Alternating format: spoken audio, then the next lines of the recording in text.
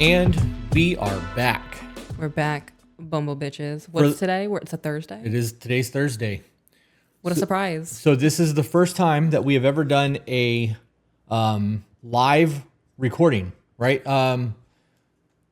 Recorded in front of a live studio audience. The To Be Better podcast, blah, blah, blah, right? That's what I feel like because we have our Patreon members in here currently watching what we're doing. Mm-hmm. We're going to be recording episode 226 today.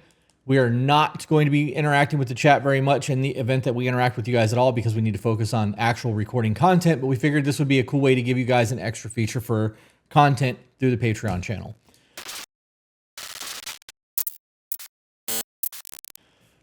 So, with that being said, before we jump into this, do you have any housekeeping that needs to be done? Yeah, actually, I have one thing off the top of my mind. I am working on that website. Are you? I am. And since you told me that I don't have to have it super ready to go for you to do the things you need to do, right? I think I'm ready for you to do that. Okay.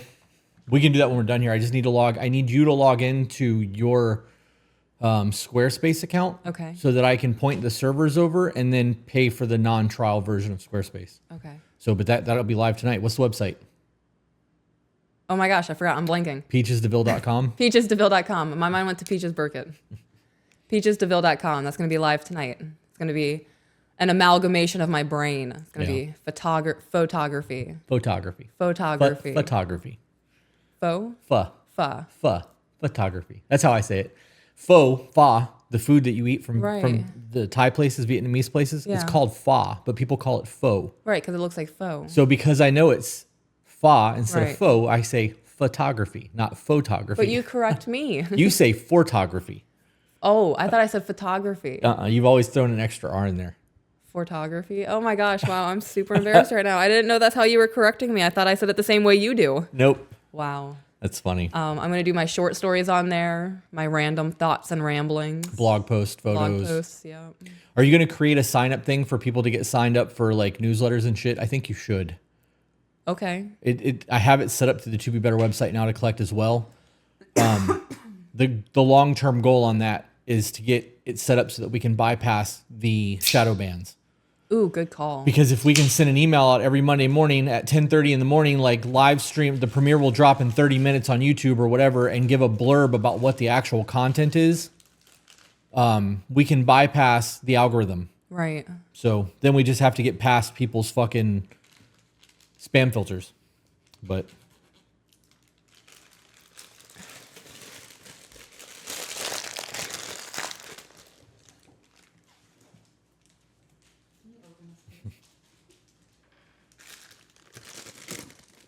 oh, look at me now. I'm over here.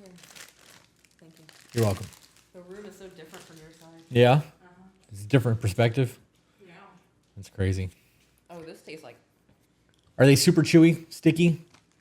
Because the last bag that I opened from Heather was like, I felt it was going to like pull my fucking crowns off. No, it's not, but the taste of it? Is so much better. So much better than ours. Canadian Sour Patch Kids are superior to American Sour Patch Kids. I wasn't expecting that taste of watermelon like that. Yeah. That was not. Okay, so what else do you have for house cleaning? Because we need to talk about Thailand real quick. We still have some spots available for that. Oh, I have the private women's group going. If you're interested in the private women's group, it is live through our Patreon. It is $100 a month. You get private access to a Discord channel with me and a couple of other women who have signed up for it. Today was a milestone for me, I suppose. Why is that? Because I opened up a little bit and I talked through my thought process a little bit and I felt embarrassed and I felt like a burden. But I did it anyway, and all of the women in there were super supportive. And you're creating your community. Yeah, I'm trying. I'm uncomfortable. But I'm doing the thing that I'm encouraging you guys to do. So we're going to hold hands and cry about it together. When are you doing your first live call? That's going to be this Saturday. Yeah, we have one Sunday, roundtable discussion Sunday. Mm-hmm. Yeah. I'm going to try to remember to hit this button as we're recording so that I don't have to edit this later, but we'll see. I want to get into some notes from this book. You good with that? Mm-hmm. All right. That was yesterday's discussion. All right. Put this on me so I don't have to edit this later. All right. So this is talking about staying ahead of the curve in terms of what marriages look like and having issues in relationships when kids are born. Okay. To preface that. So this says this debate about who should come first when partners have children is not unique to the Rancics. Ayelet Waldman has faced public ire in her essay "Truly Madly Guilty," appeared in the New York Times over a decade ago. In it, she confessed guiltedly that she loved her husband more than her children. Right? We've gotten a lot of backlash. Wait, she said that with guilt? No, that's the title. Truly Madly Guiltedly. Okay. But she caught a bunch of backlash over that, like we have. Right. Okay. That's becoming a more understood term because there's people that relate to it and they get it. So it then goes on to say she also said that if she lost one of her children, she could go on as long as she had her husband. The novelist Michael Chabon, whatever, in the essay, she laments that in her Mommy and Me group, she is the outlier when it comes to still being focused on her husband and maintaining an active sex life after having children. Why, of all of the women in the room, am I the only one who has not made the erotic transition a good mother is supposed to make? Read that again. Why, of all the women in the room, am I the only one who has not made the erotic transition a good mother is supposed to make? Why am I the only one incapable of placing her children in the center of her passionate universe? The uproar over her 2005 essay continues today. She still stands by it. If you focus all of your emotional passion on your children and you neglect your relationship that brought that family into existence, eventually things can go really, really wrong. I have not been a perfect mother, but giving my children a sense of security in their parents' relationship is something that I feel really proud of. Waldman knows that many of us who have older children know eventually if everything goes according to plan, those children will leave the house.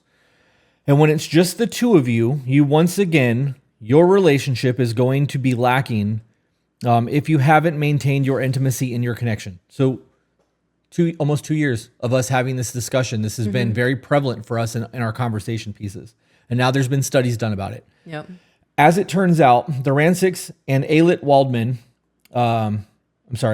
there's three ands there. That's grammatically wrong in my brain, but whatever. Ayelet Waldman and Michael Chabon aren't selfish or crazy. They are just ahead of the curve, the U-shaped curve. I'm going to walk over there and show you this. Okay.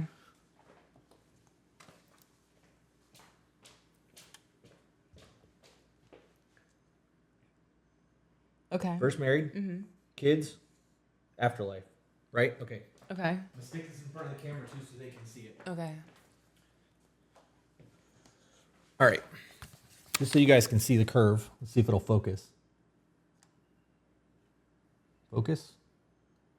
All right. So at the very tippy top. Oh, I was going to. Yeah, that's the best I got. It's not focusing very well and it's overexposed because of the light. Satisfaction, first married, is the top of the curve. It dips down, kids leaving home, and then satisfaction later in life.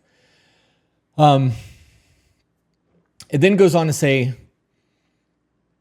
sociologist Ernest Burgess was one of the first people to study married couples. In the 1930s, he wanted to develop a scientific measure to predict the success rate of marriages.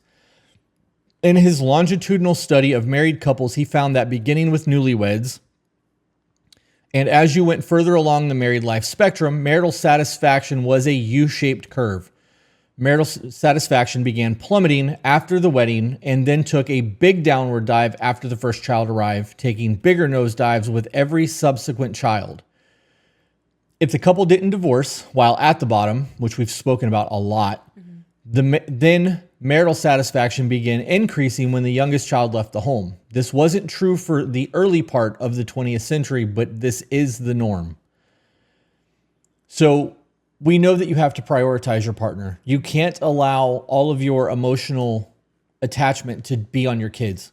You need to leave enough in your tank so that you can fill each other's cup and give the emotional needs attention when they need them. Do you have anything on that before I continue reading? Okay. John Gottman's own longitudinal study, newlywed study, found that for those couples who have a child within an average of 4 years after getting married, 67% have a precipitous drop in marital happiness in the first 3 years of the baby's life. Measuring videos of conflict with observers blind to whether or not the couple had children, the couples with children showed an increase in hostility and conflict. But a third of all couples who became parents didn't have a drop in relationship happiness, so John chose to look closely at both sets of couples 3 months after wedding. Was there some difference that he could see prior to the baby being born that could predict which group in the couple would be in post-baby? What John found in his longitudinal study of heterosexual couples was that men who were more respectful to their wives and more accepting of their wives' influence or opinions were more likely to not have a drop in marital satisfaction after children are born. I'm just going to keep going because this is brief. These same men were also dramatically different while their wives were pregnant. They're involved. They talk to the baby. They compliment their partner, telling her that she's beautiful and wise, about how she's caring for the baby in utero. John and Julie were able to reverse this drop in marital happiness for 77% of couples in a 2-day workshop, which became their book, and Baby Makes 3. I love the Gottmans, by the way. Anybody that's listening to this or watching this, the Gottman shit, like their Gottman Institute is top tier reading, in my opinion. If you decided to have children and you want to stay away from the bottom of the U-shaped curve, then you both need to have two main goals. Those goals are both partners should work to stay involved during the pregnancy and birth of the children. Both should be involved as equally as possible with the new baby, whether they are the same sex or heterosexual couples. In heterosexual couples, studies show that dad's involvement matters greatly, and the secret to keeping dad involved with the baby is a good relationship with the mom. I'm going to come back to that. If there's low conflict, continued sex, then dad will stay involved with the baby, and the couple is more likely to maintain marital happiness. That sentence is the whole reason for this conversation. If there's low content, the secret to keeping dad involved with the baby is a good relationship with the mom. We see so many people break up after a baby's born because mom and dad can't get on the same wavelength. Mm-hmm. Whether mom is touched out or she's stressed out and she's not able to communicate what she needs, she feels like an object, postpartum depression, hormones, not enough sleep, too much stress, whatever the issue is, they're not communicating what's going on. And because they can't get along during that initial stressor, things fall apart. We've talked about that a lot. Okay. The second most important thing is for the two of you to maintain intimacy and connection. You need to make your relationship a priority. If you don't, you will fall into the bottom of the curve and not get out for 18 years. It's a prison sentence when you think about it. Mm-hmm. If you don't divorce first, to maintain intimacy, you need to talk to each other about your stresses. Make time to connect, date nights, and avoid defensiveness, criticism, contempt, and shutting down or withdrawing from each other. And then it goes on to say, review the chapters in this book on conflict, sex, and doubt. There's one more quick paragraph about sleep and sex, and I'm going to read it, but it's not really relevant to what I want to talk about. Okay. But I highlighted something in there, so we're running it. Okay, run it. Some of the biggest fears around having children, is that it will be the end of your sex life. There will be no more time for romance, for travel, for ambition, and your marriage and career will suffer. These things happen as we've discussed. They happen in about 2/3 of all marriages. Recall that we reviewed the fact that scientists from UCLA Center for Everyday Lives of Families, CELF, spent 4 years studying for the lives of young families. Parents in their 30s with children, couples spent about 10% of every night before bed in the same room. Mostly they were apart, attending to various child, home, and work matters. Most couples' conversations were about errands and other things that needed to get done. This is the roommate phase, full-fledged roommate phase. You guys are only together because it's convenient and you have fucking things that need to get done. This is your life becoming a chore. Everything is a task. If you choose to have a family, it's imperative to continue to carve out special time to focus on each other, to continue to have a satisfying sex life, and to continue to build rituals for connection and intimacy. The greatest gift for a child is a loving relationship between parents, and this is the foundation that he or she will build on for a lifetime. We've talked about that at length too. Mm-hmm. Do you have anything that you want to talk about in that? Because there's a lot there. I'm really hung up on I could lose my child and survive it if I still had my husband. Why? Because I agree. Okay, that's a hell of a statement. And it's not based on I love the children less or they mean less to me.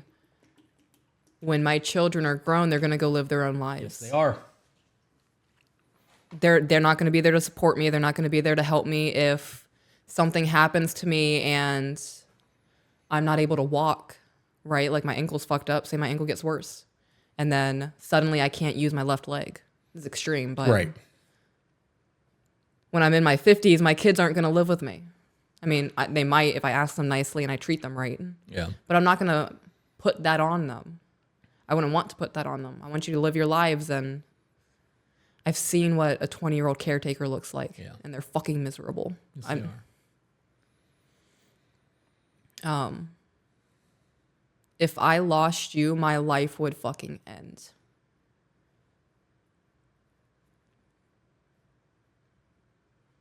You handle everything. Like, the podcast would stop.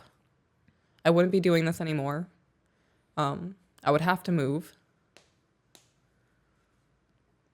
I don't handle our finances. That would look like a foreign language to me trying to figure that out. You wouldn't continue doing this? It would take a lot of people helping me to try to figure this out. You know that you have the community for that, though. I don't think that, okay, I'm going to go back to both of us for a second. I honestly don't think that if I was to die tomorrow that you should quit the podcast. I think that you would be able to take this in a whole new direction of life after death. And I know, and I would have to do it because that's what you would want me to do with it. It is what I would want you to do. This is your dream. You would be helping so many fucking people, though. And the amount of people that would be able to relate to you on a deeper level, because some people view their divorce as a death of a loved one. Like, there's just a lot to that. So I wouldn't want you to quit. I would want you to keep going.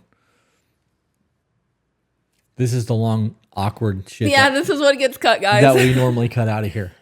This is a lot. I don't know. She said that, and I was like, fuck. My first thought was, that's kind of fucked up to say.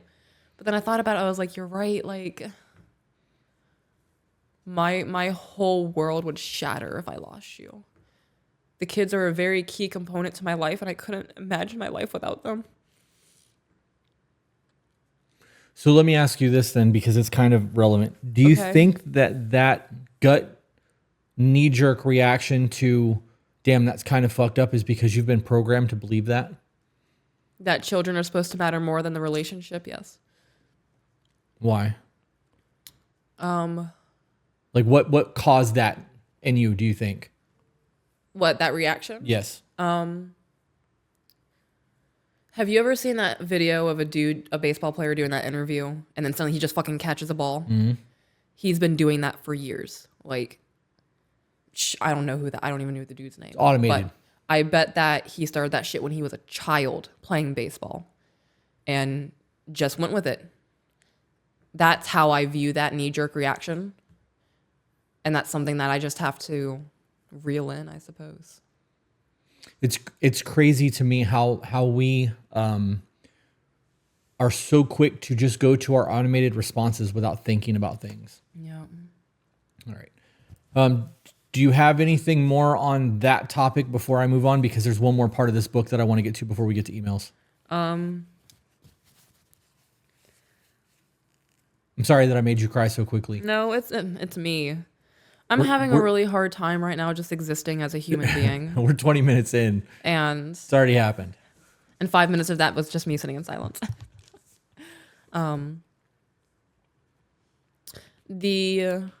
You said something in the book and it triggered a thought process in me, an agreement. And the example that popped into my mind was last night at midnight, we had quality time together. Is that what we're calling that? Quality time? Yes.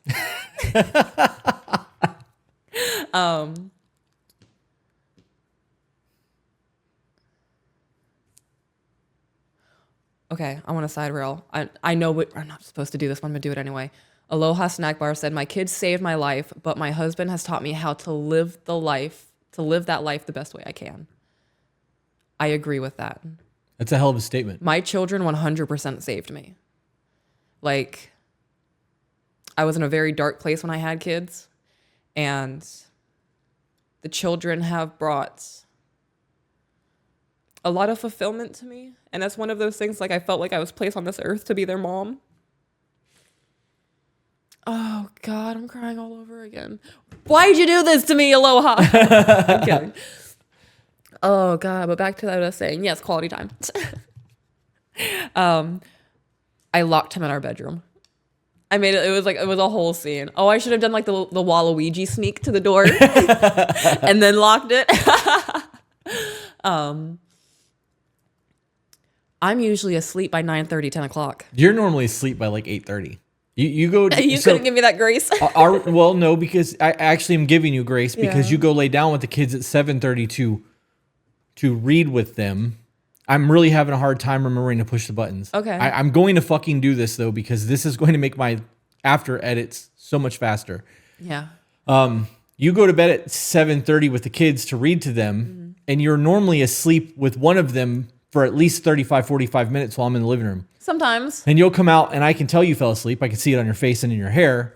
And then you hit the couch and you're right the fuck back out. Yeah. So it's so exhausting having young children. We're running around, we're playing, and I don't want them inside watching TV, so we're outside in the sun. I am beat. You're right. I do that sometimes. But on the nights when we don't have the children, I stay up until 10-ish. Ish. Sometimes. Sometimes. But I made it a point to stay up late last night. Yeah. So. Well, I appreciated it. Good. Because I was on the couch and I was like, no. I was like, bitch, get up. All right. So let me ask you this. Okay. How important do you think non-sexual playtime is for a marriage? How important is it? For who? The couple. For the couple? I mean, I think for the well-being of the relationship, it's important. I think it's more important for women than it is for men. Why? Because women need to feel emotionally safe in order to have the desire, and men need to have the desire to feel emotionally safe. That's not the way I say that. That's not it. You actually just answered the question that I didn't ask. What do you mean? Playtime. Right. Non-sexual playtime. Right. Doing adventurous things together. How important do you think that is to a marriage? Oh, I thought you meant like hand holding and Playtime.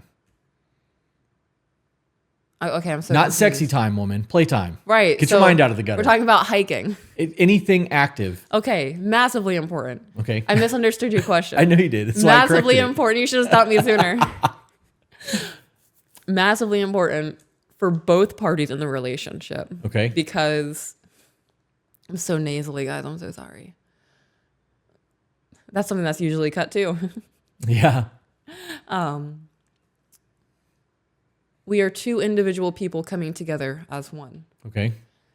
And before you and I became us, I had my own life with my own interests and the things that I use to occupy my time and vice versa. I believe that that time is important, and having somebody to enjoy it with is even better. Right. If we just stayed in the house 24/7 doing absolutely nothing but just coexisting and having sex every once in a while, it's not a life. We're two gerbils stuck in a plastic tank. Yep. Massively important. Okay, so I have another thought then.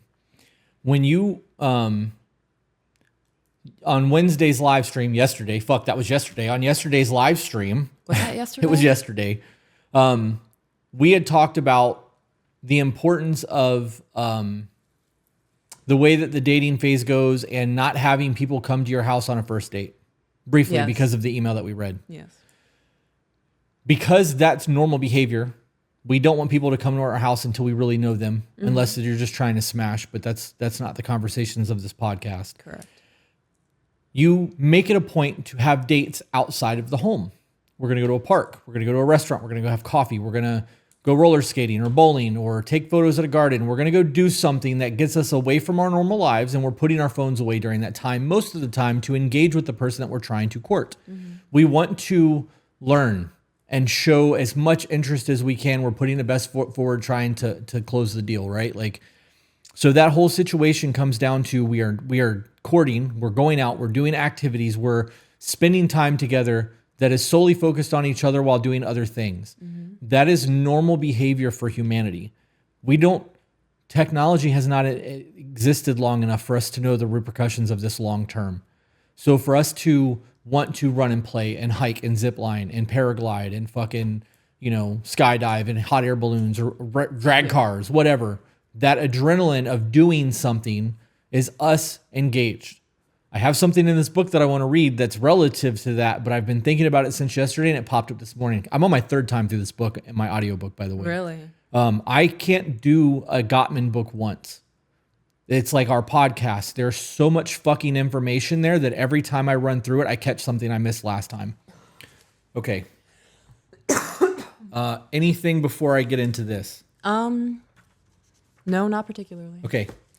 Going back to me then. Do you know who Christy Brinkley is? No. Okay, she was an actress from like the 70s and 80s.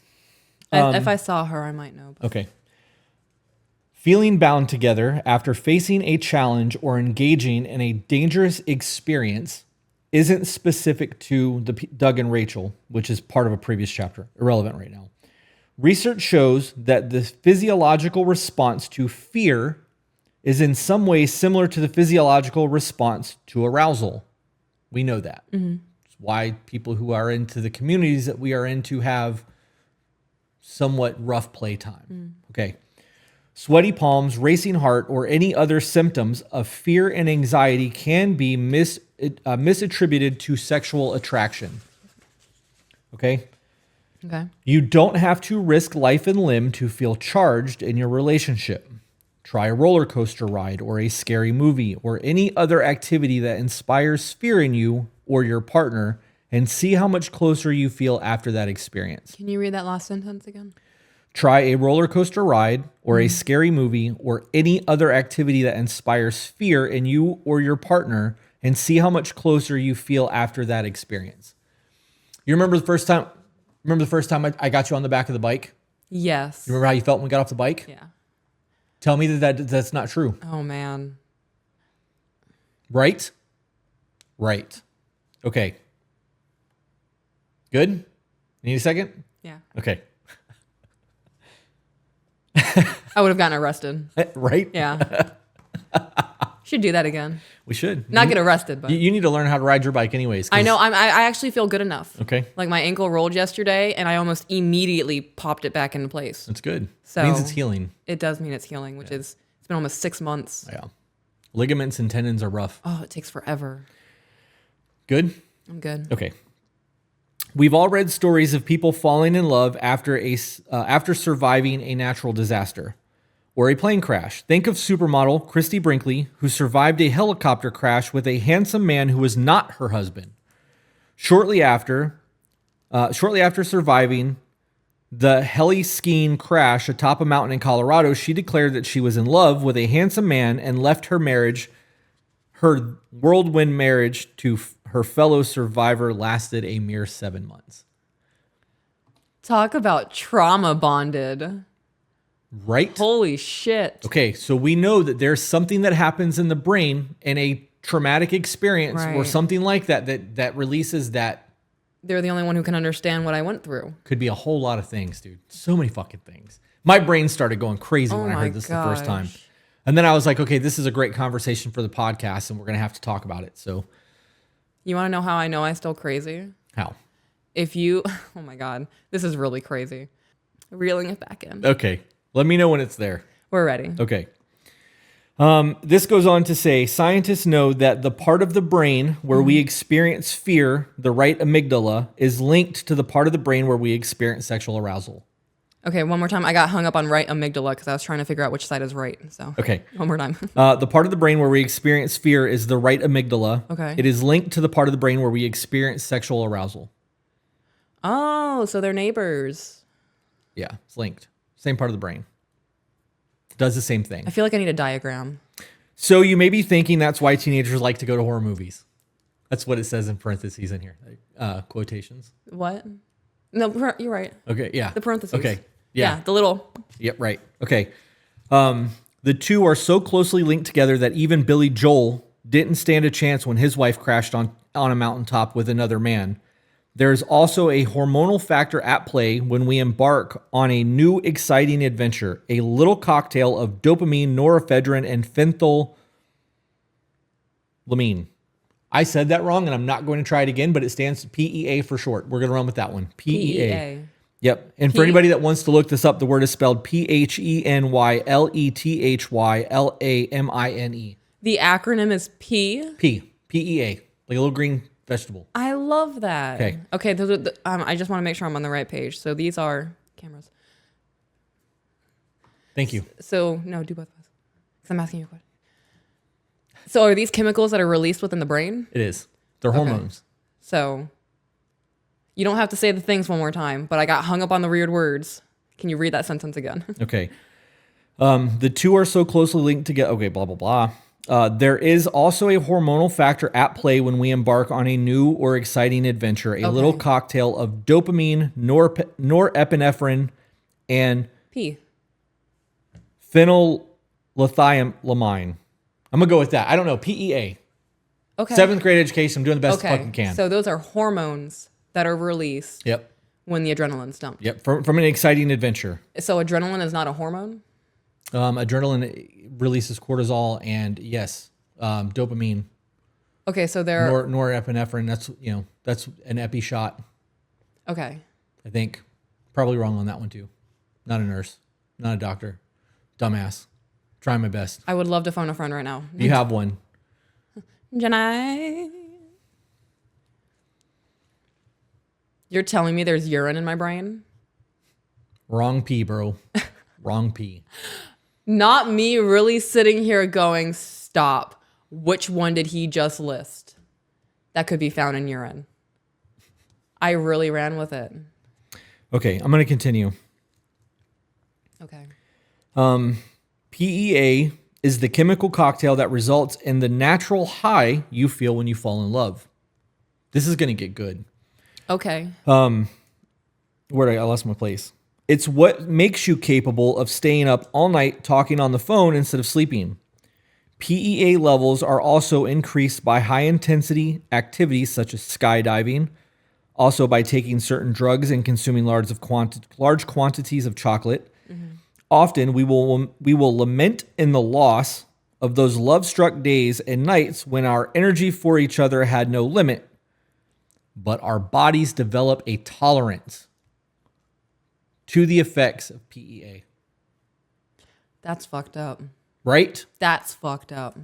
Hey, I need a second to process this. Body's just doing us dirty. Are you kidding me? So I can't do meth and I can't have pee? Like what? What am I supposed to be doing? It's funny. That's absolute horse shit. Yeah.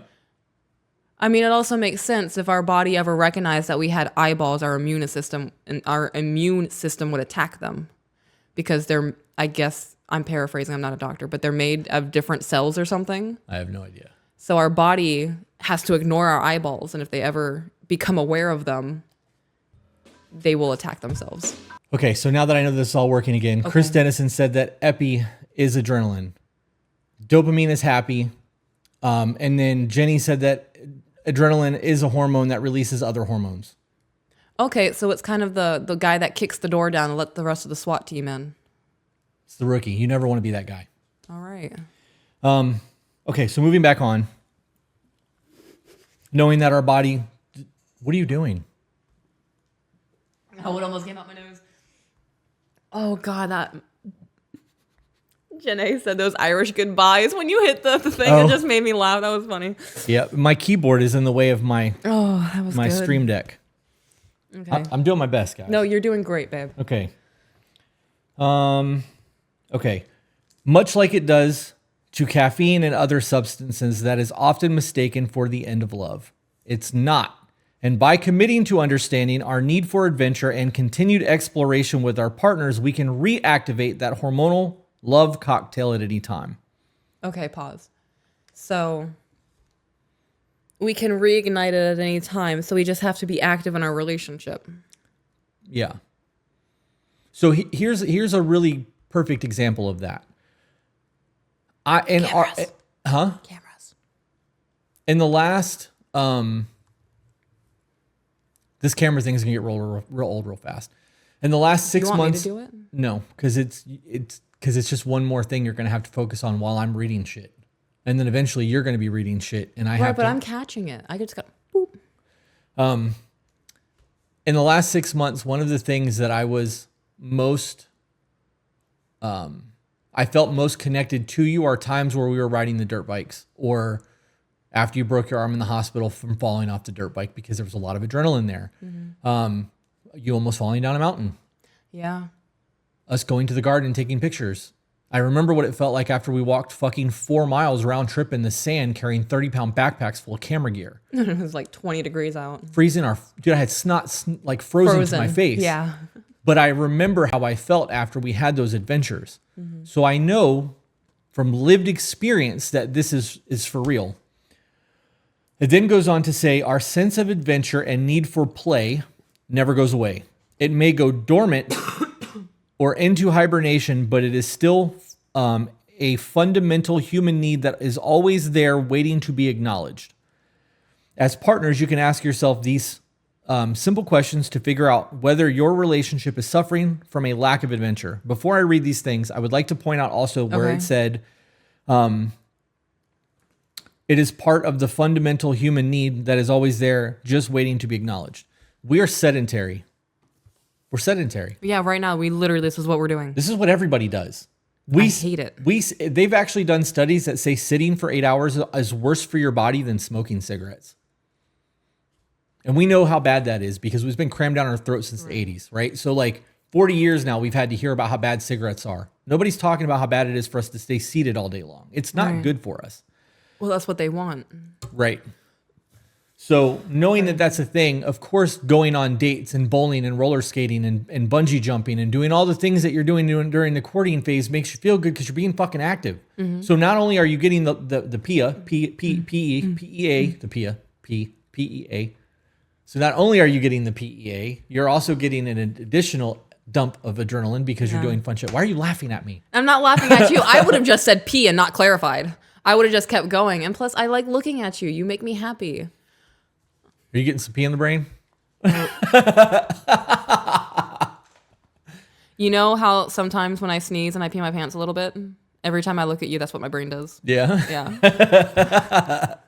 There's a dad joke and a pun in there. I love that. Before you continue reading, I was burping in my mouth to not burp into the microphone. And when I did it, I lizard. I can't. You can't lizard, babe. No, like it went. Huh. I'll have to burp and turn so you can see it, but it 100% like flared out a little bit. This is the shit that we normally cut out of the podcast, guys. Thanks for watching. Okay. So the three questions are: when was the last time you felt excited or curious when you were with your partner? All the time. Cheater. What do you mean cheater? That's a cheating answer. How is that a cheating answer? Because this is a very specific thing. Okay. As partners, you can ask yourself these 3 simple questions to figure out whether your relationship is suffering from a lack of adventure. Okay. So we're clearly not, because you're just all the time. When was the last time you felt excited or curious while you were with your partner? We're obviously not lacking adventure because you were all the time. But think about it for a minute and see if you can think of something. Mini golf. Okay.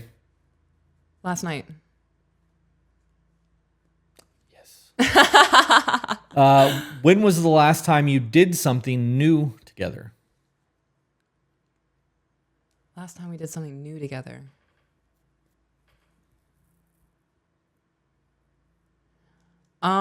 New for both of us? I don't think there's anything, but the newest thing for me was ziplining. Right, because we find things that we enjoy doing and then we exhaust those resources, right? Okay. When was the last time you had a feeling that something wonderful was about to happen? Last time I had a feeling something wonderful was about to happen? My first answer is every time you walk past me, the anticipation of you smacking my butt. We are winning. Yeah. We're winning. Yeah. I want a real quick look to see if there was any other highlighters because I think that was it for me on this. Okay, that's it for this one. I'm probably going to do another one of these when we do the next episode so that we can continue with that book, but That's a really good book. it is. I like that. Me too. Me gusta. Picasso. Internet memes. I can think of times that we've done things together that was first times that are not typical things, like the first time you got to learn how to use the clutch on your quad. Yeah. First time we actually rode a dirt bike down a hill. Yes. The time that we went to that place that's over by our house and like Africa. Yeah, that's what the locals call it. Yeah, that's what we call it. But we took our kids out there on the dirt bikes. Yeah, and then the four-wheelers. There's been a lot of things that we do that are first times that are overlooked, that are not first time dates, right? Yeah. This is just us living our lives and trying to keep things, like, keep them guessing. Gotta keep them guessing. You surprised me with cheesecake from Cheesecake Factory. I've never had it before. That was good. I want to go there and actually have dinner. Yeah. I heard their orange chicken's really good. Yeah, I like Cheesecake Factory. I don't like the wait. Yeah. Because it's always like an hour, but they don't do reservations, do they? I don't know. I know they're an hour from us, so to even go there is a fucking whole ordeal. All right, so let's jump into some emails, babe. All right. So this one is titled "Our Middle School Love Story." Okay. I fucking hated middle school. It doesn't matter. That's not. Hello. On Wednesday's live podcast, you asked for love stories. Yesterday. This says 6 days ago. Oh, you know what? We did ask for that last week. Yeah. Okay. Mine isn't a first date because my husband and I met way earlier. I am 25 and my husband is 26 and we met in middle school. School just let out and my friends and I were waiting to be picked up by her parents. We were messing around, and I was trying to lock her outside of the doors to pass time. Kids are such dicks. There were 2 sets of doors, and I can only hold one shut. So I turned to the blonde, tall kid and asked him for his help. How chaotic. I'm here for it. Mind you, if somebody hit me with, just help me hold this door shut, word, what are we doing? Mind you, it was his first day of school because he and his family just moved into town. After that day, I had a crush on him. My friends at the time told him, and we started dating. A week later, I broke up with him because he held my hand too tight. We still laugh about it today.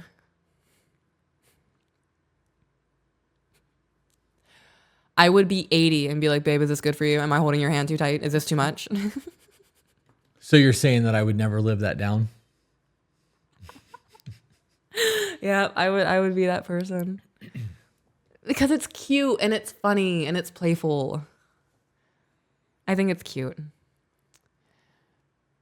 But we never stopped talking to each other. All right, so they broke up, but they were still friends. Even at a young age, they understood that. I like that. We became best friends and found out that we lived in the same neighborhood. Every single day and weekend, we would go to the park between our houses and hang out from morning until the street lights turned on. Texting each other after we got home, playing Xbox with each other. Isn't it crazy to hear how, like, teenage love stories have changed through the years? It used to be, I don't know, peasant girls in the field dreaming about Prince Charming in the 1700s. And now we're playing Xbox together. That's crazy. The human experience is so vast. And I'm not even that baked right now. What? You just looking at me? I was just, all I can think of is like the teenage kid experience used to be like, we're gonna ride to the park you're gonna ride on the handlebars. Yeah. And if you were higher and bougie, you had pegs they could stand on, right? Like, yeah. Way too terrified for that. Never trusted somebody enough to keep me up on their bike while I stood on pegs. No? It was never an option. Nope. But hey, babe, if you want to get some pegs on your bike, I might. I'd rather you ride your own bike. Yeah. Yep. Although I did find myself looking at those Can-Am spiders again today because Facebook showed me Michelle, the chick that we buy all of our stuff from at that Sun Sports in Fort Myers. I would have to think about which bike that is. It's the 3-wheel bike. It's got the 2 wheels in the front. Oh, right, with the fucking. Yeah. I'd be sitting like a queen. Not that we would ever need this in Florida, but they have one with heated handrails on the back of the thing. I would need that. Are you kidding Not me? here, you wouldn't. Say we're riding and it's 55 degrees outside.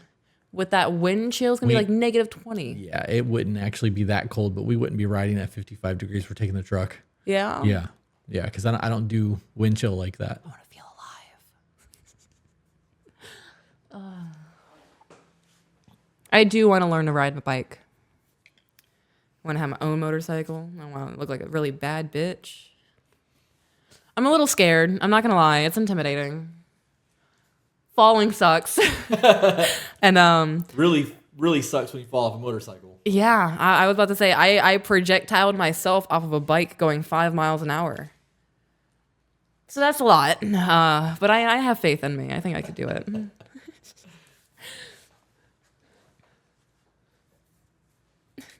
Me hyping myself up, bitch, you didn't even cry when you broke your elbow. You can do this. I didn't. There was not a single tear shed. Because I can cry about my emotions, but not physical pain. Because if you don't cry when you get hurt, I'm not going to cry when I get hurt.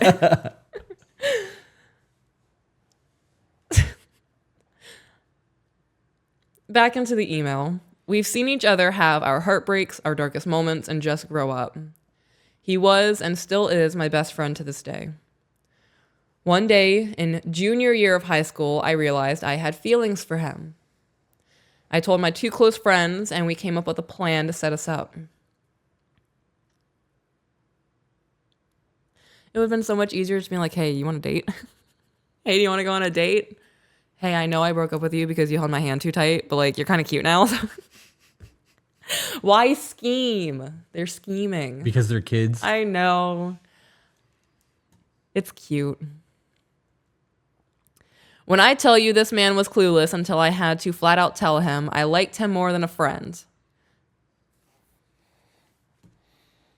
We had a slow start and then began dating. I had already met his family and he had met mine. It felt like a perfect fit.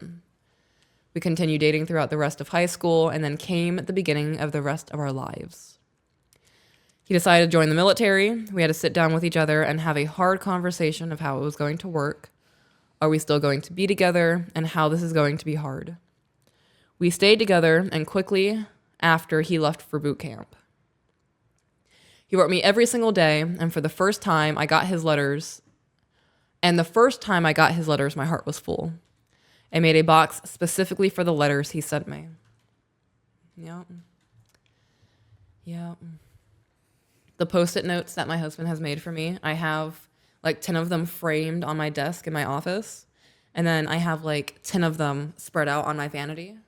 I have some hung up in my closet. They're a very good reminder for a mentally ill woman. Yeah, I have somebody asked to see the toolbox, or what was with the toolbox that was in the room adjacent to our kitchen in one of the videos that we made. Yeah. And I went over there and showed them that you were there for that. Yeah. But I have your notes taped in the toolbox so that as I'm grabbing shit, I can get a quick reminder. Yeah. Little memories. Yeah.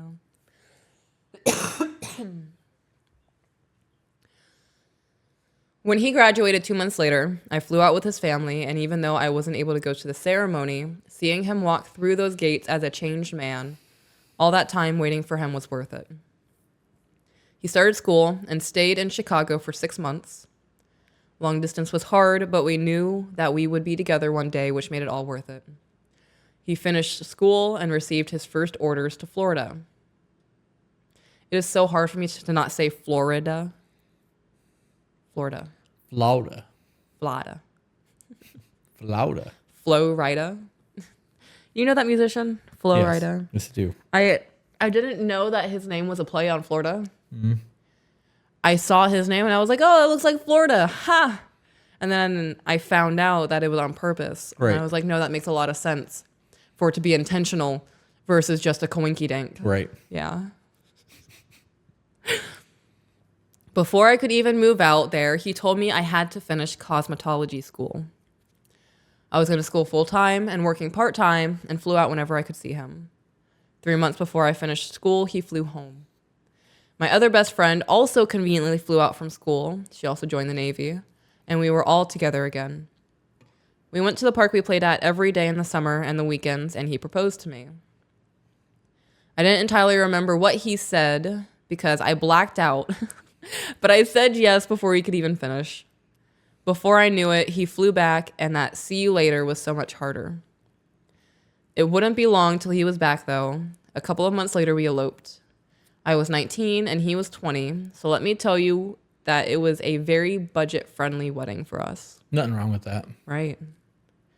He flew back to Florida a week later, and it was the last home stretch of me graduating school. Pause.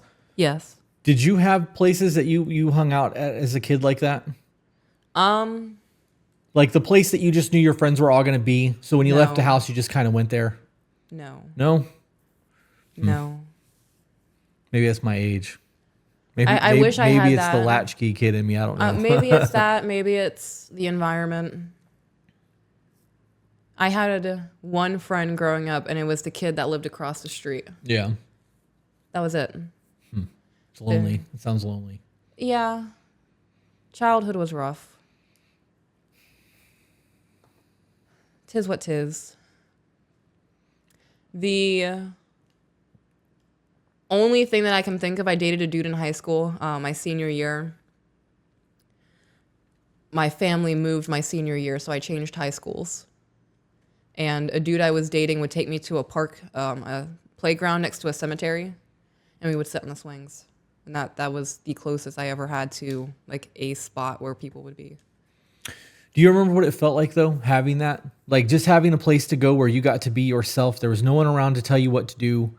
You literally got to experience what it felt like to make your own decisions in the moment. Like, yeah. I think that I truly believe that kids not being kids and not being able to experience that shit is going to give them some sort of deficit as they grow up. Because all the stupid fucking decisions that you make between the age of 10 and 20 are now being made between 20 and 30. Right. While you're an adult, and those decisions are life-altering when you're at that age. You got a lot of leeway as a teenager. You can get a whole lot of trouble as a teenager, and it's still teenage shit. Right. Yeah. Yep. Back to the email. We planned for me to fully move to Florida December of 2018. I was able to achieve my license in cosmetology and packed my life up and moved to Florida. Our story still continues, and I wouldn't change anything about our timing. All that time apart had created the life we have today, and I couldn't ask for someone better to spend it with. I love to tell our story, and hopefully you guys will enjoy reading about it. Thank you for all you guys do. All your advice is greatly appreciated by those who want to better themselves, and everyone should want to be better. Okay, so though that felt good, that's not what I was hoping for. Yeah. Full disclosure. Elaborate. I want to know about those intimate moments that made you realize that you were in love, falling for somebody. Yeah. And here's why. And there's a couple of emails that I pinned that we can pull up and read if we need to, but okay.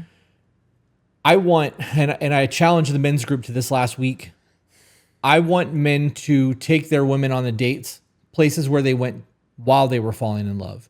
And then have the conversations about, hey, remember this? Because when you and I were at the garden, the last time we went, we had that moment where you were like, I'm getting emotional. This is the first place we ever kissed, blah, blah, blah. And it was the first time we ever kissed in public. Spun your ass around and made another moment. And like I felt you, like, I literally felt you go, your whole body exhaled, right? Like I felt it. There's something in that for me. Like there's something on a primitive level that made me remember for instance, every really good conversation that made me have like a comfort because of what I was going through when you and I were just friends. Mm-hmm. All of the suicide thoughts and all of the horrible things that I experienced before you and I actually started truly courting, like I got to exhale with you in all of those moments. It's why we have the foundation and the bond that we have. It's why we have the structure for the way that we've been telling people how to build things. We have something that people don't have because they don't take the time to build it. But knowing that you were able to experience that, and I was able to experience what I perceived as what was happening, I got the men in the men's group to try to do the same thing with their women because I think that's a dope thing to experience. And us telling these stories, like yesterday's live stream where the man fucking pulled over on the side of the road and slow danced with the woman in the road, like she probably got super emotional while typing that out. And like in the event that dude ever hears that, it's gonna make him feel really fucking good knowing that it's been all this time and she still remembers that. I also think that in people telling the stories, it's going to make them remember why they love their person. It's going to make them want to reignite that because we know that that's a choice. It is. Go skydiving, bitch. Like put your life on the line. Get that fear and that pee in your brain. You know? So like I want to have that. And I want to have discussions of you know, more than the trauma shit that we've been reading on the podcast. Yeah. So are there any more in that folder? There's one more. Okay, let's do another one. Okay. This says Love Story Patreon. Okay. Hey, Chris and Peach. So you asked for love stories, and I might just be a little bit biased, but I think I have a pretty great one. For background, hold on. I have to say something full chest here. Okay. I'm sorry. Read that sentence one more time. So you asked for love stories, and I might be just a little bit biased, but I think I have a pretty great one. Good. Right? Right. So that shows that like you really believe the love of your relationship. And I firmly believe that if you are happy in your relationship and you think that you're thriving and everything is good and the people around you don't support that, let them fucking choke on it, dude. Don't downplay it. Own that shit. My love story is the best one ever because it's fucking mine. I got to experience that love story. I'm not experiencing it third party through a book or a podcast or a movie. Yeah. Okay. Yeah. For background, I was 18 and he was 19 when we met. To get right into it, before we met, my mental health was kind of shit. I was in my hate all men mindset, but I wanted someone to love me. I was on all the dating apps and was talking to a bunch of people. I know this sounds like a rough start, but I promise it gets better. I was sitting in my house on a weekend home from college, swiping on my apps, and I found this guy. He was exactly my type, and his bio made me want to get to know him. So I swiped right. I was informed later on that he was at work and got a notification that he had gotten a like. He had only had one match prior to me. Pause. You want to talk about that? Yeah, how apps are designed to suppress men in the algorithm. Yep. Since that's more of your discussion and you've done that research, I'm going to put it back on you and get a drink, but I would like you to get into that. Okay. I wish I had my notes with me because I wrote down percentages and whatnot. But I want to say it's an astronomical number between 85 and 95% of men only receive 1 or 0 matches on dating apps. And it's because that they are suppressed within that algorithm. Oh, this was so long ago. What were the numbers? In a survey done, and this is for Tinder specifically, women reported on average getting between, I want to say like 10 and 25 matches a week, whereas men were receiving 0 on average. So I'm not surprised that he only had 1 match prior to her. You said that during that Cameras. You said when we recorded that episode that the top 1% of men on the app are the only ones that get matched. So there are men who are on those apps for months and never get a like or a match because the women who go on those apps are all looking for the same thing. Right. So the men who do get normal interactions are the ones who are getting all of the interactions. Right. According to that study. That's the only thing I remember from that study. Yeah, that was another point of it. And that's the men who are like over 6 foot, whatever, the typical bullshit woman. Isn't there an acronym for that now? There was like a whole list of shit. I want to say you were the one who said. Well, this is the rule of sixes. The rule of sixes. That's 6 what it was. foot, 6 figures, 6 pack, 6 inches. That's it. Yeah. I would like to. We also talked about the other day that Bumble is now. Bumble was a dating app, from what I understand, because it was an article sent to me that was designed to allow women to initiate with men. Men were not allowed to initiate with women. And the app is failing because women do not know how to feel initiate. comfortable initiating, because for all of human history, it's been our fucking duty To chase the woman. right. So they have to reformulate their entire platform and the policies that they have. And now Bumble is moving towards a men initiate conversations with women because It failed. we're the ones that do it. And the quote was that it is too stressful to initiate with a man. The rejection sucks.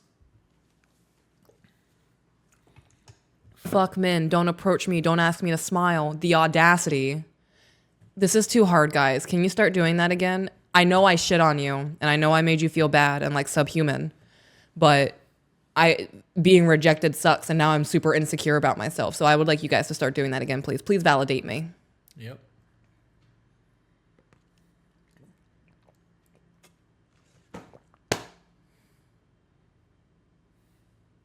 I wanted to keep going, but I need to stop. Back into the email. Okay. It gets me so mad. Why? It gets me so mad. Because that specific instance of Bumble failing because women have become too uncomfortable or too insecure because of the rejection and it's too hard. You're making a fight out of nothing. This is what men are fucking talking about. This is you picking an argument literally over nothing. Yeah. We can have a conversation about it. If you're uncomfortable, oh, never mind, because they're going to go off into a whole conversation about how men don't listen and whatnot.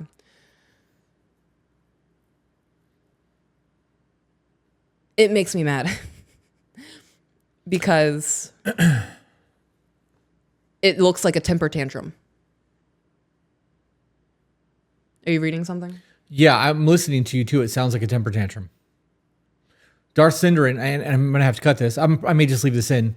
Said that Bumble is going to AI prompts for the women so they don't have to think about what to say. So if that's true, the article I read is wrong. Okay. Because it said they're moving to a men initiate the conversation like all the other apps. Mm-hmm. So maybe that's different. I don't know. I'd have to find the article, but that's crazy to me. Anyways, you were saying? It looks like a temper tantrum. Yeah. I didn't like the way you do it, so now I want to do it, but now I don't like the way you're responding to me doing it, so I want you to go back to doing it. Yeah. Hey, this is hard. Hey, the fear of rejection and putting myself in a position where somebody can deny me is fucking uncomfortable. Oh, really? Who'd have thought? Who'd have thought that when a man laughs in your face because you're not what you think you are, or you know, aren't as attractive as you think you are. Right. Don't meet the standards that he has, that it can affect your self-confidence for the rest of your fucking life. Wild concept. Crazy. Who'd have thunk? Yep. Okay, back to the emails. Okay, back to the email. We talked on the app, and it was really dry. He then messaged me saying, okay, I'm just going to ask. I would really enjoy if you came to see sand drags with my buddies and I on Saturday. What is sand drags? I have no idea, but what is dry about? What does that mean?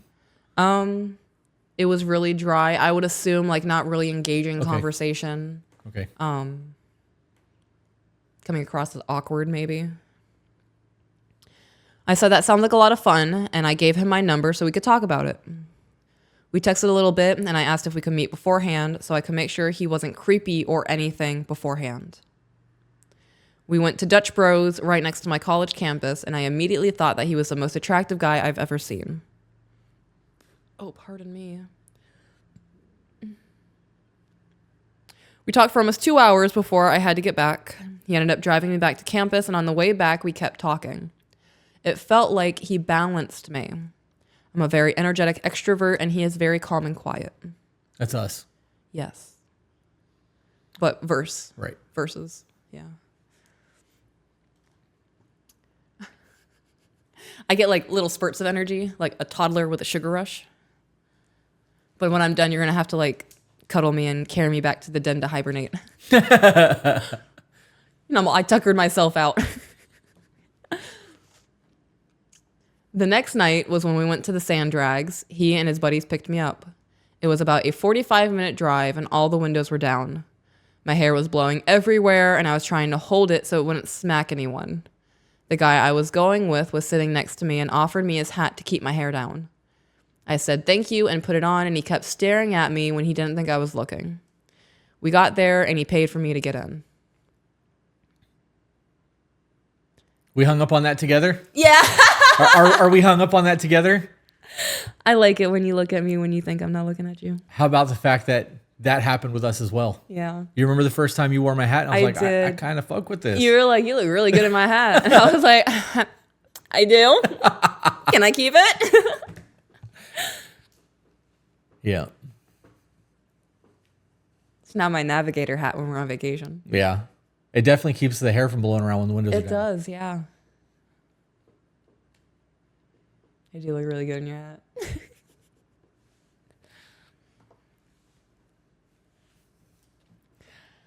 When he was unloading his dirt bike, a little boy, oh, it's a dirt bike thing. Okay. So he was unloading his dirt bike and a little boy dressed as Spider-Man came over, and I saw a softness in this man come out talking to the kid and giving him high fives. That unleashes something primal in me too. Yeah. Yeah, so you need to be tender with the kids. Okay, so then you need to explain that because I need to hear it, I guess. Okay, so I am with the kids all the time. And when the children are at their dad's house, stepmom is the go-to parent. It's the nurturing, mothering, caring thing that's a safety for them. And dad is a problem solver. We go to dad when we want to have fun. We go to pops when we want to ride four-wheelers. Like, right. Mad Max shit. So in moments when you are being tender with them, okay, so I'm gonna jump. Sure. I view my role as a mother very different from your role as pops or their dad's role as father. I believe every parent has an obligation to prepare their child for the real world. Mm-hmm. I believe at a certain age, when it comes to boys, they need to separate from the mother a little bit and become more attached to the father. And it's because you are now becoming a young man. We're going to do young man shit, and it's not going to be tolerated if you want to dick around. Right. Like, I'm going to treat you like a man. I can't do that. I can't treat our son like a man because I'm not a man. And you and their dad do a very good job in that role of being dad, right? Being goofy, being fun. So in moments where, like the other morning when you were singing and our daughter walked over and we all just kind of stood there for a hug, fucking did it to my heart. Like, I don't know, seeing the tenderness in you, especially towards children, it is a softer side of you that I don't even get to experience. I'm not a kid. You're not going to treat me like a child. And I can see the way that you weren't handled as a child in the way you do handle the kids now. And I think that that's a beautiful thing because there is a lot of love behind everything that you do. You're just a good man and it turns me on. I don't. Oh, man. So I apologize if you guys heard the lawnmowers that was going around because they're doing the lawn maintenance back here today. Mm-hmm. I want to provide a safety for the kids that I didn't get to experience. Like, I still want our kids to have a healthy fear of us. Right. So that in the event that we yell stop, they don't fucking stop. Question. Right? Like, it's for a fucking reason. Right. And there needs to be a discipline that comes with that. But I also think that healthy fear also knows that I'm not yelling stop unless they fucking need to stop. Right. There's a danger. Something's going on. Right. Yeah. But I also want that healthy fear to me also speaks to taking off the training wheels, so to speak. Right. Even though our kids learn how to ride on electric bikes in a day, if we had them on training wheels and we took them off the training wheels, them trusting that I'm not going to let them get hurt because they know if I fucking yell stop to stop. Mm-hmm. It's how I got them on the quads. They were not afraid. Right. Our daughter has done wheelies, not on the quads, but on her bike. She's made me mad uncomfortable. Right. But she knows because she's able to do really stupid, dangerous shit in a controlled environment. We're not going to let her get hurt. She might get a little hurt. Right. She did run into the fence on her quad. Right. And face planted it. It was pretty funny. She ended up with a fucking grid pattern on her forehead, even with a helmet on. Like, I don't know how the fuck that happened, but but she was perfectly fine. 15, 20 minutes later, those lines were gone and she was back on her quad and it was a good time. It was. But I want to provide that for the kids so that they get to experience a life that I didn't experience, because I was terrified of my parents. And it wasn't like a healthy fear. No, it was, they brought me into this world. They fucking will take me back out of it. Yeah. Yep. Oh, ow. Did not like how that felt. Oh. What is happening to my hand? Did I hit a nerve? I bashed right here, like the webbing between my fingers on the metal. There's pressure points there. It was like an electric shock. Yeah. And my whole hand I've never experienced this before. Can I do acupuncture now? That's not how that works.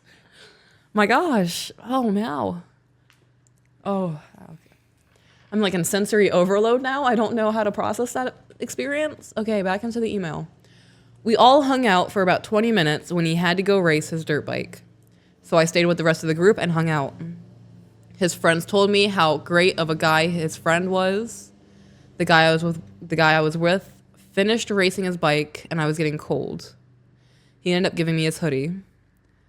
I want to pause. His friends hyping him up while he's not there. That's some good wingman shit. I don't know. I've been in situations where I was with somebody and they walked away and their friends looked at me like, you need to fucking run. Really? Yes. Okay. So can you talk about that?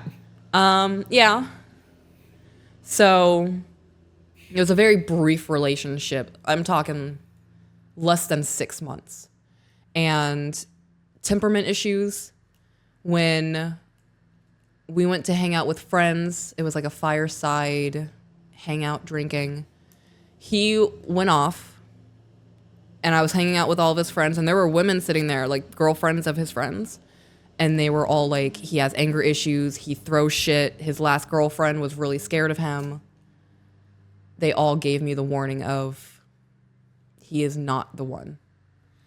Okay, so then as a woman that has experienced that, was that the only time you ever experienced it? That's the only time I've ever experienced that. Yeah. So then I guess the next question is really irrelevant, but I'm just going to ask you, how often does that happen? And do you think that it's because the other person might have an interest in you? Because that's where my head would go, right? Am I wrong for that? Like, did you go there at all? Like, was that even a thought? No, because it wasn't just one of his friends. It was all of his friends. Like, sitting there that night, there was not a single person who was trying to defend him. And it wasn't like a shit fest. It was more of, you just need to be aware of this and do what you will with the information. I didn't get the inkling that there was someone trying like nefarious intentions or trying to weasel their way in. If it was one of his friends and like they pulled me aside separately from everybody else and said something, I would start to question. And I would ask around, I would probe and be like, I wouldn't say like, hey, so-and-so said this. I would just, hey, have you noticed anything with XYZ? Yeah, this is a lot. Yeah.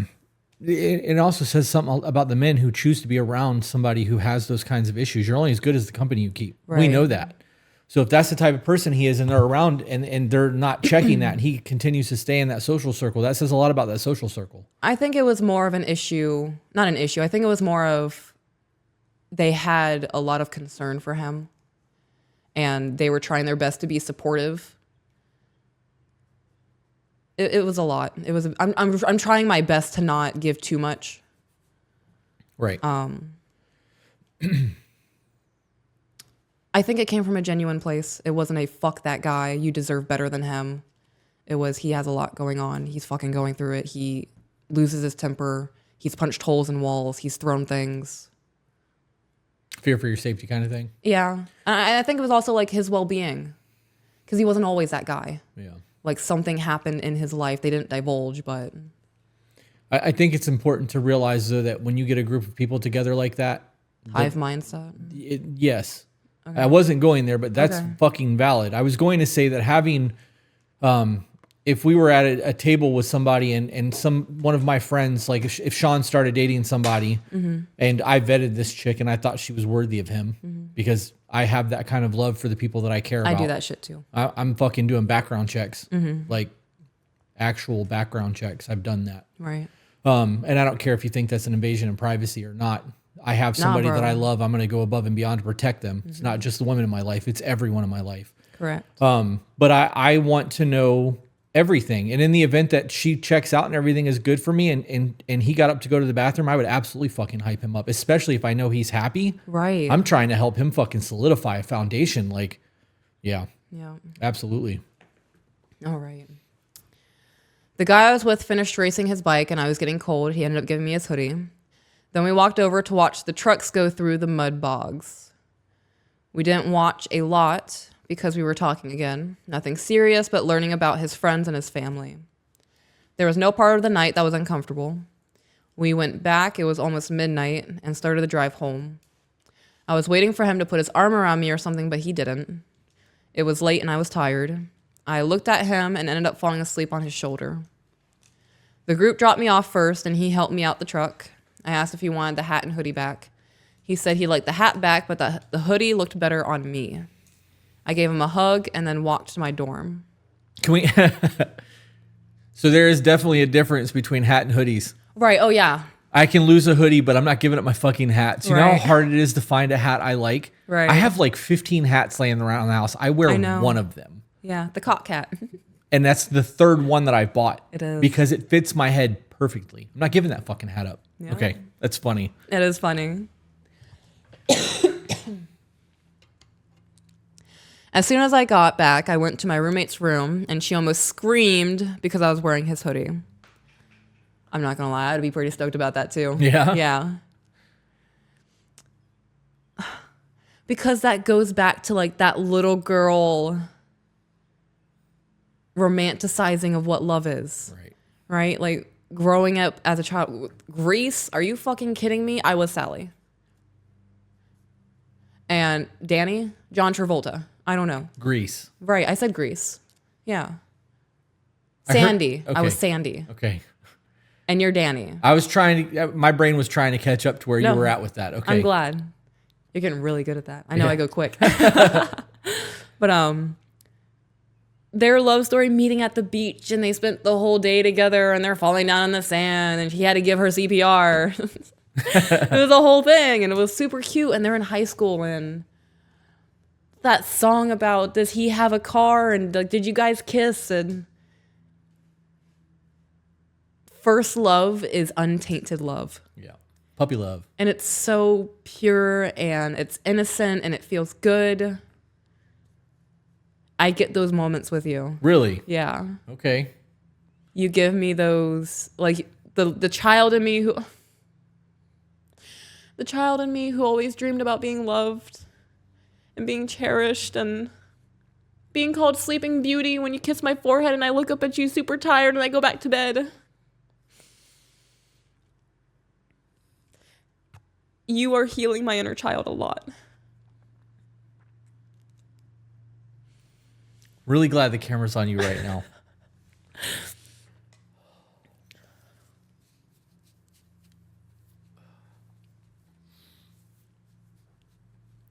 When I tell you that I'm a ride or die for you, like, it's fucking criminal how in love I am with you. Yeah. And I am so devoted to you and I trust you so much. We're committing a crime. Okay. Well, for a reason. I trust you. I hope that I'm cultivating that mindset and not, overlooking it or. What do you mean overlooking it? Oh, you mean like nourishing that? Yeah. Or- Yes. I hope that I'm nourishing it and not taking it for granted. That's where I was going with that. My brain Okay. wasn't there yet. Made me cry a little bit. I did.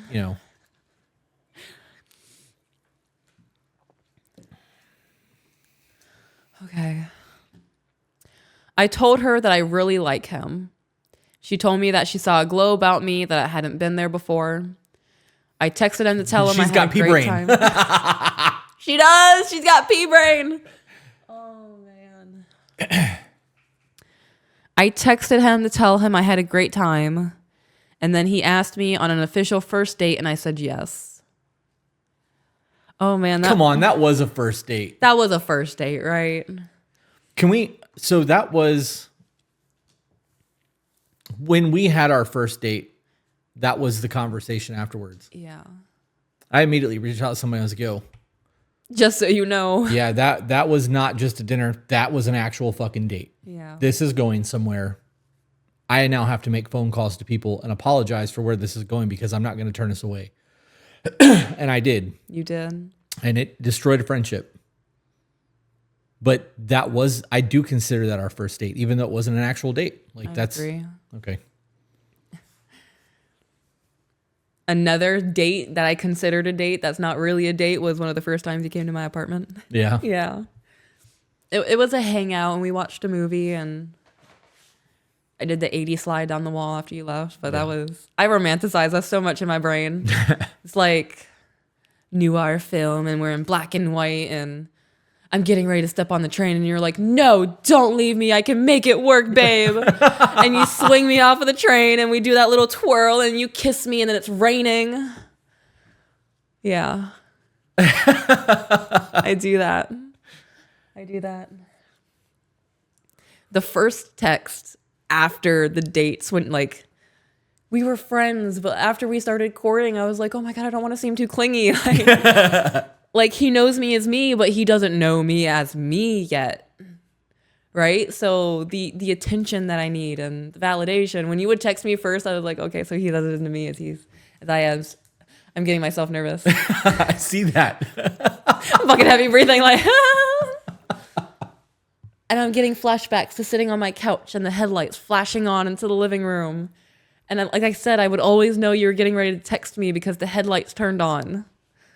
I would sit with my phone in my hand and then you would text and be like, okay, give it a minute. And I would wait for it to go from like 30 seconds ago to 1 minute. And I'm like, okay, open it. Oh, God. That's so funny. I really enjoy these emails. Yeah. Peach makes me feel so validated as a human. I love that. Back to the email, I asked him if we could go somewhere cheap because I didn't have a lot of expendable income, and he said that works. I wanted to know, and wanted to know if I wanted to watch a movie afterwards. In that conversation, I let him know that I was saving myself for marriage and to not expect anything if I did come over. He then admitted that he had never had a first kiss. Wait, what? He never had a first kiss. He's what, 19? And he's never kissed someone? Yeah. I hear that a lot. How is that even That's a thing. How is that possible? There were so many dudes that I went to high school with who had not had their first kiss until they were in their early 20s. I don't believe that. I believe it. There were dudes I knew who were virgins until after they graduated high school. I don't know if it was just the class that I graduated with, but a lot of the girls were super catty, super nose in the air, I'm too good for you, creating problems, gossiping, drama, talking about relationships, sharing screenshots of like private conversations between them and their man that could be embarrassing for him. Man, I'm so glad we didn't have none of that shit when I was growing up. Yeah, it was a lot. Yeah. I was in a Snapchat group chat with a bunch of other girls in high school, and they were sending like secret videos of their man singing in the bathroom or something, or like doing something that genuinely makes him happy. The things we see on TikTok. Yeah. Those ick posts. Yeah. Yep. I made a joke that when he was ready for it, I would be honored to be his first kiss. The date was then set for 3 days later. That must have been a very scary thing for both of them, right? Because there's a slight insecurity. There has to be, right? I'm not saying that there was. I'm not placing things on people. I would assume that there was a slight insecurity in that. When I remember being, I was 12, about to turn 13 years old, and I was getting made fun of for being a virgin from my friend group that were girls. So after that being made fun of, I was super not willing to tell people that I was a virgin. I didn't even know what sex was. But I'm not fucking telling anybody that I'm a virgin because I just got berated for 45 minutes in science class. No. And then on his end, to be a dude who's never kissed a girl before, I bet he got made fun of a lot by his guy friends. I'm willing to bet he didn't tell his guy friends that shit. Yeah. But then again, I don't know, because my friend group was very different than apparently a lot of other friend groups, because Yeah. I don't know. All right. The day of the date, he was picking me up at 2. I spent a lot of time getting ready, having my roommate help me pick out an outfit. I wore a black top and bell bottoms. Can never go wrong with bell bottoms. Ladies, bell bottoms, they hug at the hips and then they flare at the calves, at the ankles. If you want to accentuate curves or create the illusion of curves, bell bottom jeans. That's all I wore exclusively in high school was bell bottoms. Hang on 1 second. Okay.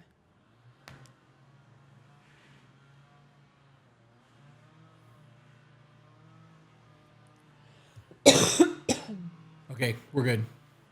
I just want to make sure they couldn't hear that. Okay. Had my hair done in big curls and did my makeup. He texted me saying that he was 5 minutes out, so I walked to the entrance of the campus. He was there waiting, and he got out of the car and was wearing a blue plaid button-up, jeans, and boots. The instinct in me wanted to say button down. Is it not button down? It's button up. So this is a me thing. Okay. Button up is normal attire. Button down would be like a suit. Really? That's the way that my brain interprets those things. I don't know if Okay. there's a reason for that or if there's any validity to it, but when I hear button down, I think to the nines. Okay, no, that makes sense. You're right. Because if I'm wearing, when I put on my Victorian tea dress, I button it down and it's silk. It's fancy. Yeah. But when I'm putting on a cotton shirt, I start at the bottom. That makes sense. I start the same way every time. Oh. It's just the verbiage to me. Again, I could be wrong. I have no fucking idea, but yeah. He came around the car and told me I looked nice, and he opened the car door for me. No man had ever done that for me. We went to a restaurant, and I panicked because it looked more expensive than I could afford at the moment, so I was scanning the menu looking for the cheapest item. He then told me not to worry about the prices because he wanted to pay. I still got something cheaper because I felt a little guilty.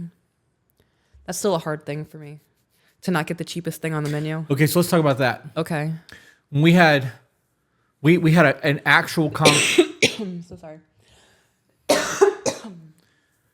We had an actual conversation at it was a sushi place. Kahuna's? Is that the name of that place? Kahuna's? Yeah, I think so. Where we were ordering food and you were like, "Can I have?" And I'm like, "Can you stop doing that?" And you were like, "Doing what?" And I'm like, "If I tell you that I've got the meal, you can get whatever you want. Mm-hmm. And if I can't afford to get you whatever you want, I'll order a water. And I will watch you fucking eat to make sure that you're taken care of. And I will make sure that the money is here, whatever. But do not fucking ask me if you can have things. I've got the bill. You can order whatever the fuck you want. I'll make it work. And if I couldn't make it work, we shouldn't be on this date. We should be at McDonald's or something." Mm-hmm. That was something that fucking irked the shit out of me when we were dating, because you did it a lot. And it made me realize how poorly you had been treated on dates. And like, as a man, it's my duty. If I invite, I pay. Law of the gentleman. That shit is fucking ingrained in me. So when we're like at a sushi restaurant, I know if we're going to sushi, it's $140 minimum. When we went to the sushi place with Zach and Jenny, after the tip, it was $200 for just the two of us. Mm-hmm. I like sushi. Right. And I'll order 3 or 4 rolls and eat 1 or 2 of them because I want to try new things. Most of the time that doesn't work out in my benefit because of my texture issues, but like, I still want to try it. Mm-hmm. So I'm not worried about that. So that was a big fucking deal for me. Ladies, if you are going on a date with a man, it is polite to downplay what you want. But I also think it's important for a man to see you eat. Especially if he's a foodie. Mm-hmm. Like, don't come around me talking about, "I'm so full." You had a fucking pizza roll. Nah, you have to draw faster than me. Right. Yeah. Who's gonna get that last one first? Yeah. Look at that. Shh. Be sneaky about it, little slithery snake. Back to the email? Yep. Okay, no, not back to the email. I want you to elaborate on why it's important for men to see their lady eat.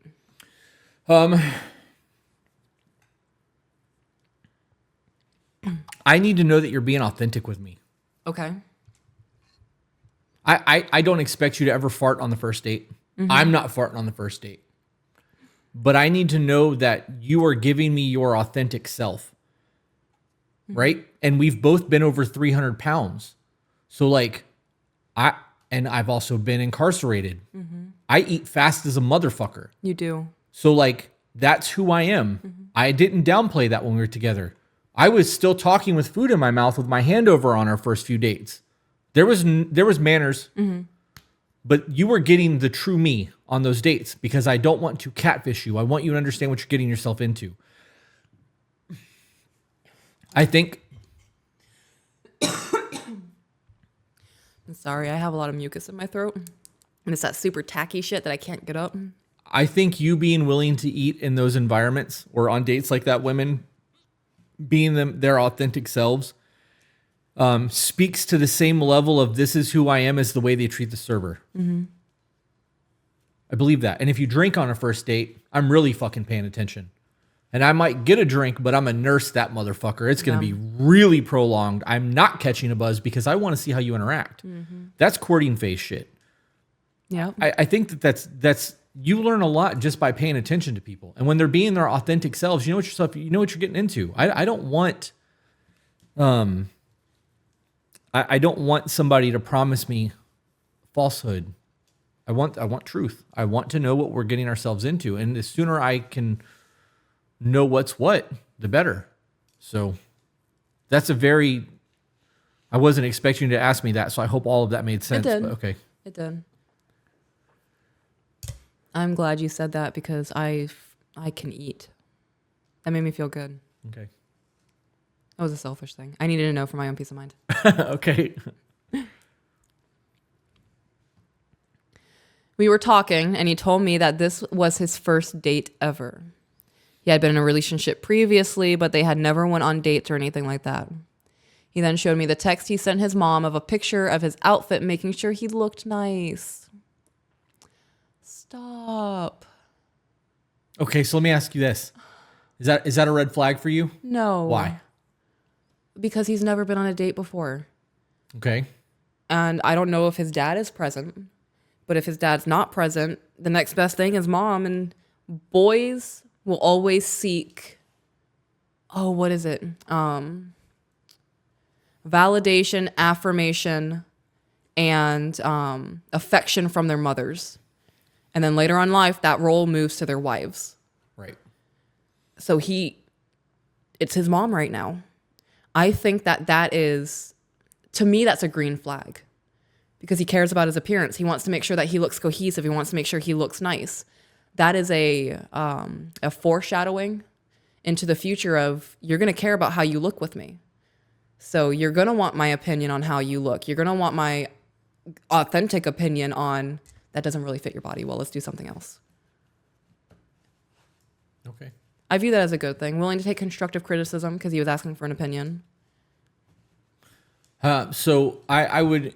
I would go to a woman for my appearance before I would go to a man for my appearance, unless I had like a gay best friend. Okay. Just because of the fashion sense that comes with a lot of that. But the reason I asked about that is because I wanted to know if you thought that was some mama boy shit. No. And like if there was any type of like he's gonna go to his mom about everything in the relationship kind of thing. I've never like thought to ask that about a woman the way that they view those things. So no, I don't view it as mama boy shit. So what is mama boy shit to you? If his mom was there in the house picking out his outfit for him and brushing his hair and let me put on this aftershave for you, baby. Okay. Well, I think that's an inappropriate ass relationship between a mom and a son, but there's a reality show between mama boys and their moms, and there's a mom who shaves her son's back. Like, his wife is not allowed to do it. Mom has to do it. Yeah. Yeah. Nah. Yeah.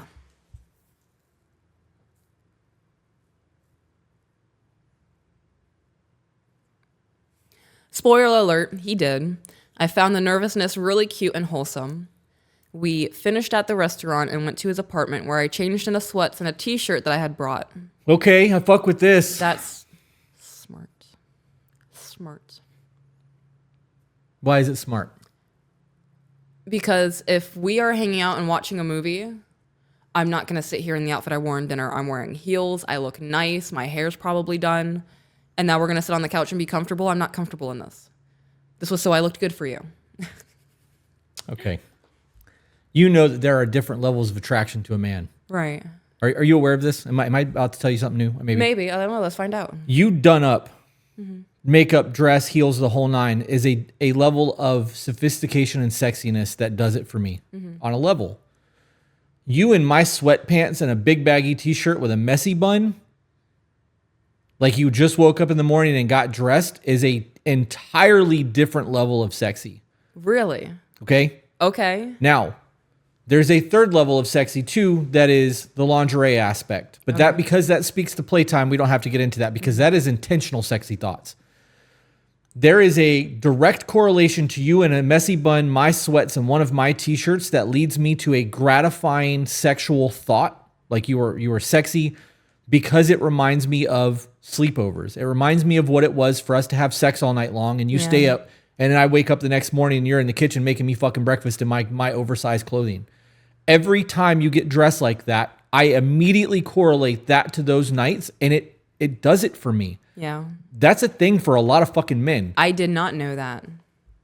I've actually felt guilty about looking like that. Okay. So now let me do this. How many times have you gone out in public in your pajamas and been hit on? Me in my pajamas? You ever gone to like Walmart early in the morning in your pajamas or to Publix or something to grab something and have men staring at you and like trying to talk to you?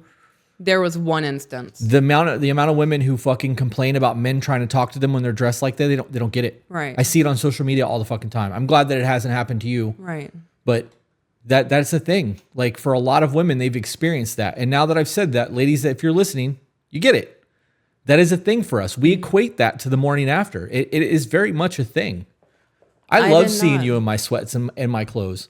Yeah, so me wearing that V-neck white shirt does it for you? Yeah, it does. I actually thought you were wearing my white Skechers shirt that we got in Vegas this morning when I walked outside, and I was like, no, that's the only white shirt I wear. Take my clothes off. But it was a V-neck, so I have to say shit. But yes, that is a thing.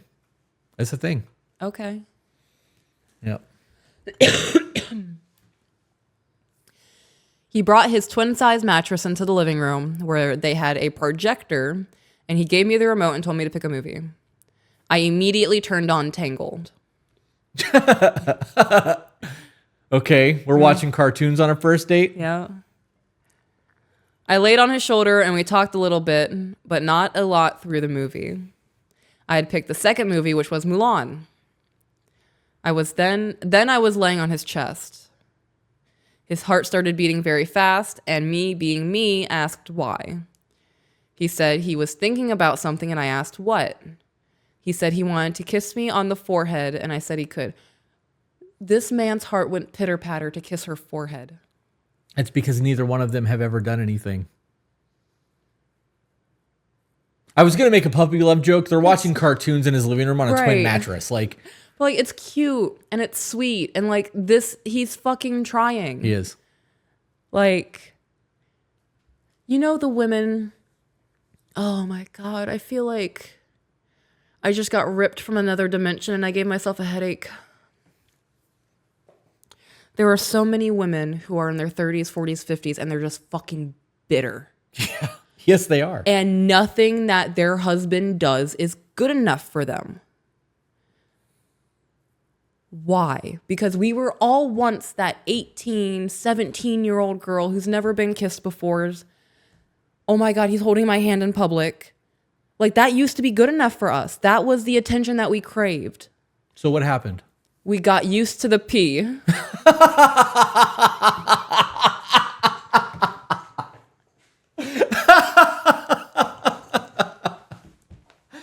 Well played. Good timing. Well played. Thank you. That was good.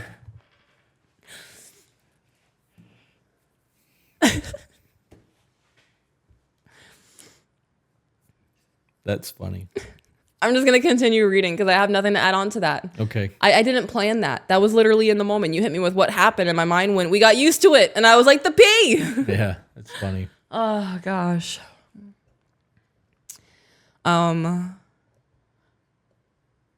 And was thinking about it, 20 minutes. Okay. So he kissed the forehead. About 20 minutes later, his heart started racing really fast again. I asked what he was thinking about now. And he says, does that offer for a first kiss still stand? I said yes and looked up at him. He stared at me, then got scared and went back to watching the movie. That's funny. That's so cute. That's you make me funny. nervous like that sometimes. Yeah. Yeah, I have to like look at the spot on the wall behind you because you look at me as too intense and it makes my insides want to explode. What was that? What was that? Involuntary. Oh gosh, you make me so nervous. It's so stupid. I am just as into you as the first time I recognized I was into you. Yeah. It's just gotten stronger.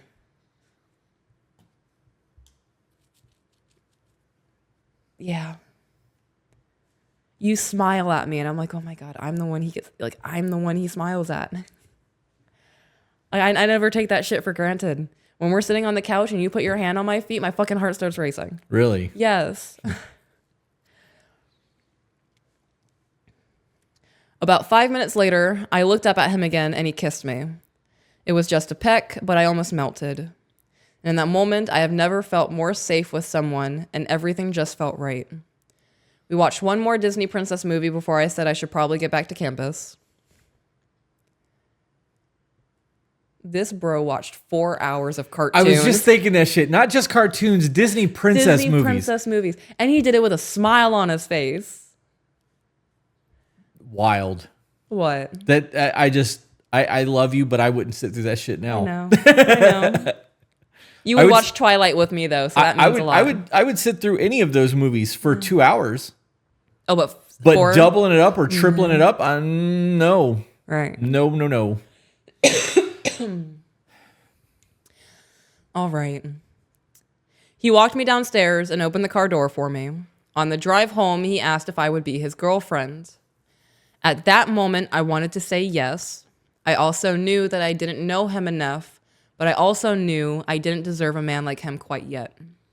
I told him that I really liked him, but I think that we needed to get to know each other more before I made the commitment because I only date to marry. And it was 4 months of dates, sleepovers, and just constantly hanging out. I told him that I was ready for him to ask me again. He came over to my house and planned to go on a trail ride with my sister. We have horses, and they are a big part of my life. He had gone and talked to my dad and asked my dad if he could date me. You got to keep in mind that on the first date, he was wearing boots. Yeah. He's a good old boy. Yeah. He explains the horses and the behavior. It really does. It does. Okay. Yep. We then went on a sunset trail ride in the desert mountains.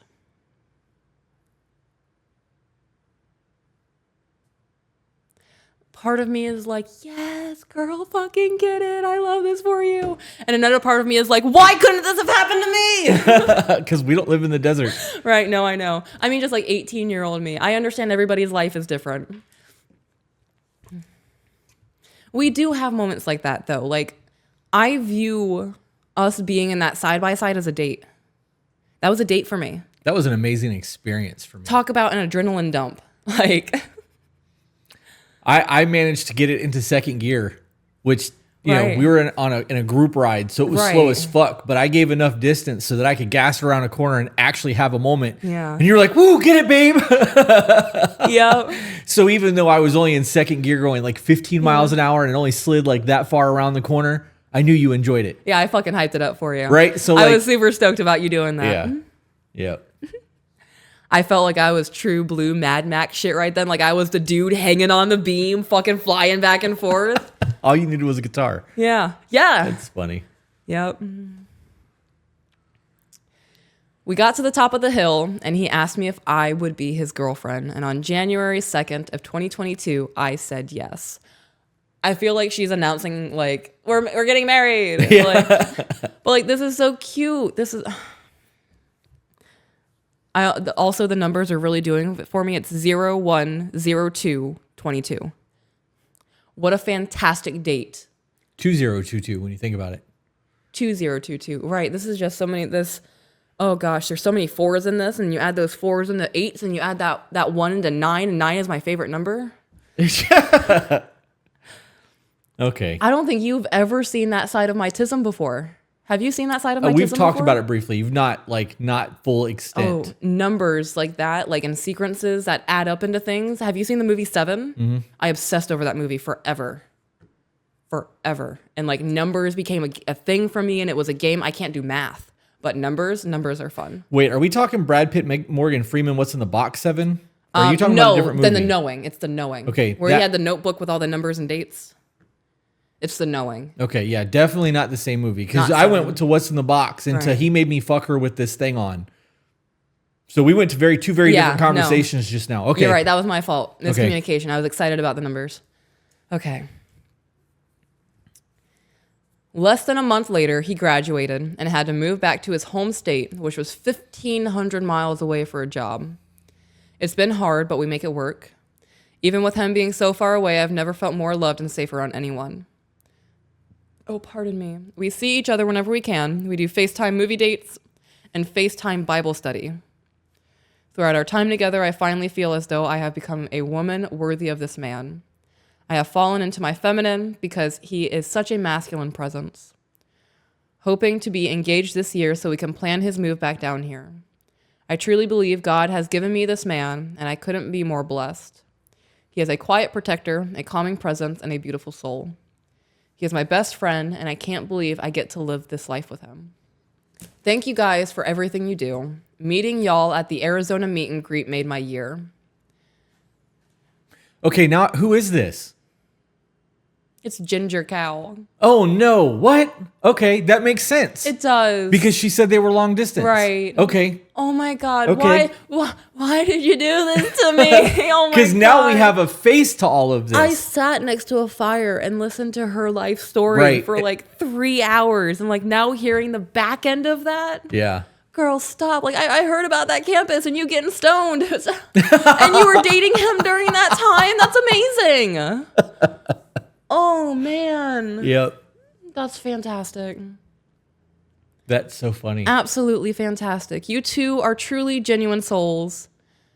Oh, fuck. Peach, you have shown me that I can be a strong feminine woman.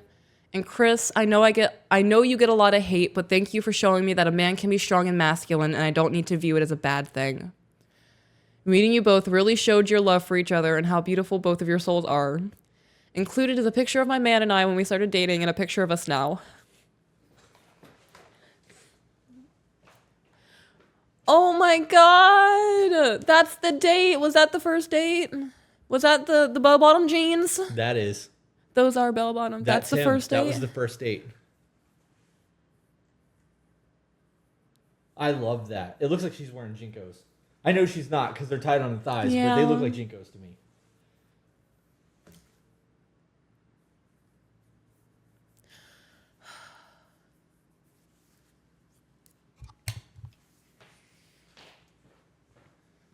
I would just for once like to not cry.